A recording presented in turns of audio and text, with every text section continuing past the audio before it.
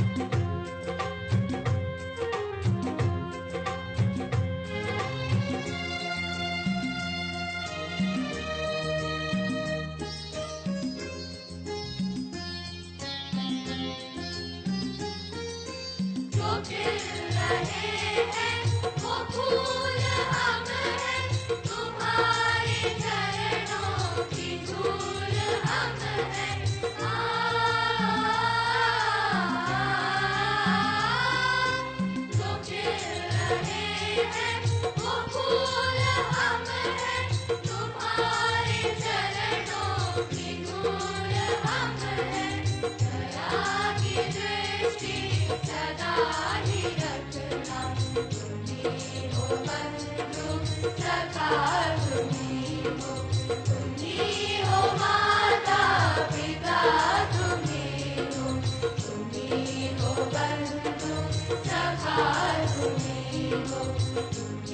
हो बंधु सखा तुम्ही हो